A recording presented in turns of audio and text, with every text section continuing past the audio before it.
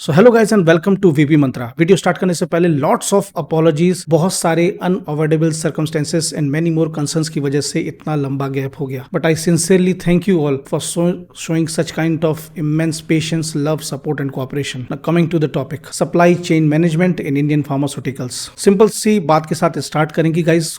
Company, production company किसी भी product की कोई भी हो, किसी भी सेक्टर की हो, किसी भी उत्पादन करती हो, उसमें सप्लाई चेन मैनेजमेंट का सबसे बड़ा रोल होता है। इनफैक्ट इतना इंपॉर्टेंट रोल होता है जितना कि उस प्रोडक्ट का होता है। इसी तरह से खास तौर पे फार्मास्यूटिकल्स कंपनी में सप्लाई चेन मैनेजमेंट बहुत ही इंपॉर्टेंट है। जस्ट फॉर एन एग्जांपल कि जैसे कोरोना की वैक्सीन भारत के किसी कोने में बन रही है, वहां पर उसका प्रोडक्शन हो रहा है, लेकिन वो पहुंचती है हर एक गाँव तक, तो सही वक्त पर सही समय पर पहुंचना जरूरी है। ये सुनिश्चित करता है फार्मास्यूटिकल कंपनी का एक विभाग जिसका नाम है सप्लाई चेन मैनेजमेंट। तो इस वीडियो के माध्यम से जानेंगे supply chain management in pharmaceutical industry exclusively in India के वो सारे एंगल्स जो कि कैरियर बनाने के लिए आपका जानना जरूरी है, most importantly including positive and negative points जो कि वीडियो के एंड में है। Let's begin. सो सबसे पहले कि सप्लाई चेन मैनेजमेंट में कैसे आप एंटर कर सकते हैं, क्या एलिजिबिलिटी है, वो ये it's obviously that you must be a graduate in pharmacy, मतलब आपने बैचलर ऑफ फार्मेसी किया हो या मच एंड मोर बायोटेक्नोलॉजी या लाइफ साइंसेज का कोर्स किया हो। But since it's a matter of pharmaceutical industry, तो bachelor of pharmacy will be the most preferable course for the same. इसके बाद पोस्ट ग्रेजुएशन की जरूरत नहीं है, क्योंकि पीजी इसमें एससीएम में अवेलेबल नहीं है। इसलिए बेटर है कि कुछ 6 मंथ या 1 ईयर के सर्टिफिकेट प्रोग्राम्स होते हैं जो कि supply chain management and logistics के ऊपर कराए जाते हैं। अगर आप वो कर लेते हैं then you will be a perfect combination and the option for the pharmaceutical companies. इसके बाद एंटर करने के लिए आपको 6 मंथ या फिर 1 ईयर तक आपको प्रोबेशन पीरियड पे रखा जाएगा, ताकि आप सारा काम सीख सकें और उसमें अनुभव ले सकें, क्योंकि सप्लाई चेन मैनेजमेंट में सबसे इंपॉर्टेंट होता है डिसीजन मेकिंग का। जस्ट फॉर एन एग्जांपल कि जैसे हिमाचल प्रदेश के बद्दी या फिर सिक्किम या गुजरात के किसी आउटस्कर्ट में कोई मेडिसिन का मैन्युफैक्चरिंग हो रही है और ये दवाएं साउथ इंडिया, तमिलनाडु, कर्नाटक तक प्रॉपर टाइम से पहुंचना है, तो ये सारा सेगमेंट के लिए डिसीजन मेकिंग बहुत जरूरी होती है। उसके लिए एक अच्छा कम्युनिकेशन एंड जो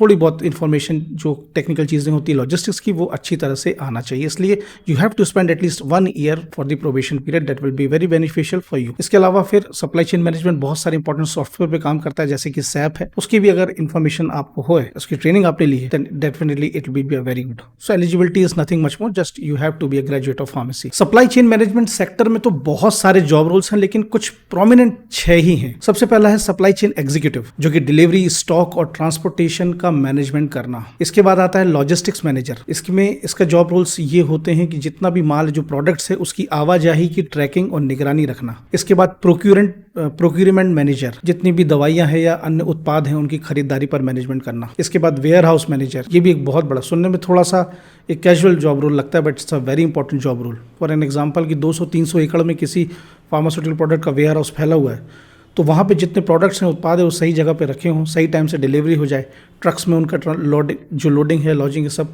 ट्रांसपोर्टेशन प्रॉपर्ली हो जाए। फिर 5वां है इन्वेंट्री मैनेजर। इसमें दवाइयों के स्तर को सही से रखने के लिए रणनीतियां बनाना, ये जॉब रोल होता है। इसके बाद आता है डिस्ट्रीब्यूशन मैनेजर। इसमें जितना भी प्रोडक्ट्स हैं उनका जो वितरण है उसका सही प्रबंधन रखना, उनका सही मैनेजमेंट रखना, ये जॉब रोल है। इस तरह के कई जॉब रोल्स हैं। आप अपनी कैरेक्टरिस्टिक, अपने एट्रीब्यूट्स, अपने इंटरेस्ट के अकॉर्डिंग उसमें जा सकते हैं, ताकि आप उसमें एक्सेल कर सकें। भारत में लगभग सभी फार्मास्यूटिकल कंपनीज में सप्लाई चेन मैनेजमेंट डिपार्टमेंट होता है, जहां पर अपने आप एंट्री कर सकते हैं। जिनकी वैकेंसीज आती हैं, आप अपनी अच्छी प्रोफाइल बनाएं। इसके बाद लिंक्डइन जैसी वेबसाइट्स हैं और भी जो ऑफिशियल वेबसाइट्स हैं फार्मास्यूटिकल कंपनीज में, उसमें जो वैकेंसीज होती हैं, वॉक-इन्स होते हैं, आप उसमें इंटरव्यू दें एंड उसके बाद आप एंट्री करें। जहां starting salary ranges from 2.5 lakh to 3 lakh per annum, depending upon the scale and level of the pharmaceutical industry. अब आते हैं pros and cons, that is positive and negative points. सबसे पहले पॉजिटिव पॉइंट्स, प्रॉस 4 हैं।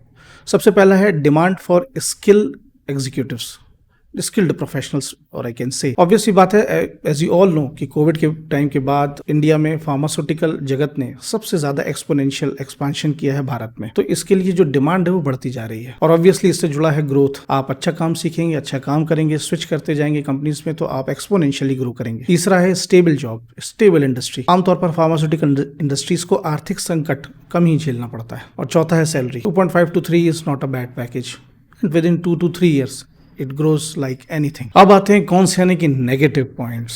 सबसे पहला है प्रेशर एंड डेडलाइन। जैसा कि वीडियो के स्टार्टिंग में मैंने बताया कि supply chain management totally time पर बेस्ड होता है, सही समय पर, सही जगह पर, सही लोकेशन पर इन्हें पहुंचाना है, तो इसमें प्रेशर बहुत होता है। Secondly, demanding work environment. कई बार एनवायरनमेंट, जो काम करने का कल्चर है या फिर जो पैटर्न है, काफी प्रेशरफुल हो जाता है, स्पेशली तब जब सप्लाई चेन में कोई समस्या आ जाती है। तीसरा है complex logistics. Supply chain management में बहुत सारे छोटे छोटे तत्व पॉइंट्स होते हैं। अब इसको मैं ऐसे समझाता हूं आपको कि सपोज किसी एक लोकेशन पर, नॉर्थ ईस्ट इंडिया में कहीं पर दवाई का बहुत मेगा स्केल पर प्रोडक्शन हो रहा है और इन दवाई को, इन मेडिसिन के प्रोडक्ट्स को बाय रोड या by transportation, by truck we can say, एक लोकेशन पर पहुंचना है 500-600 किलोमीटर, 700 किलोमीटर दूर, और एग्रीमेंट पे साइन है कि इतने टाइम पर वो वहां पहुंच जानी चाहिए, क्योंकि जो रिसीवर होगा उससे भी डिस्ट्रीब्यूट करना है रिटेलर्स को, होलसेलर्स को, फार्मेसी आउटलेट्स जो कि हॉस्पिटल्स में होते हैं, क्योंकि वहां पर पेशेंट्स को जरूरत है। अब ये ट्रक वहां से निकलता है और बीच में इसका एक्सीडेंट होता है और सारा माल खराब हो जाता है। इससे रिसीवर को कोई लेना देना नहीं। सप्लाई चेन मैनेजमेंट की रिस्पॉन्सिबिलिटी है कि जो टाइम बाउंडेशन साइन की गई है उसमें पहुंचना चाहिए। इसके बाद जो चौथा एक नेगेटिव पॉइंट है वो है 24/7 ऑपरेशंस।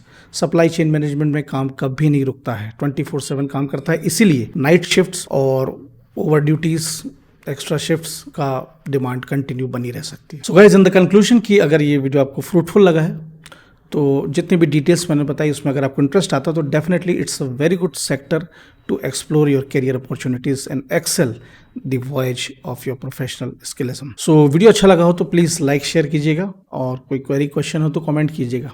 हालांकि यहाँ पे आप सबके मन में आएगा कि कमेंट के रिप्लाईज मैं नहीं दे पा रहा हूँ, but definitely I will try, और मैं पूरी कोशिश करूंगा कि मैं लाइव भी जल्दी आ जाऊंगा ताकि वहाँ पे मैं लाइव आपके क्वेरी क्वेश्चन को सॉल्व कर सकूं। वीडियो को विराम देने से पहले एक इंपॉर्टेंट बस एक बात की, एक मेरे यूट्यूब शॉर्ट्स में मैंने एक वीडियो दिया था कि don't have any expectation from anybody, it's a right thing, but यहाँ पे मैं कहना चाहता हूँ कि एक फ्रूटफुल एंड फैक्चुअल कंटेंट की एक्सपेक्टेशन आप वीपी मंत्रा से जरूर रख सकते हैं। Again thank you so much for having patience and showing all your support and cooperation in VP Mantra.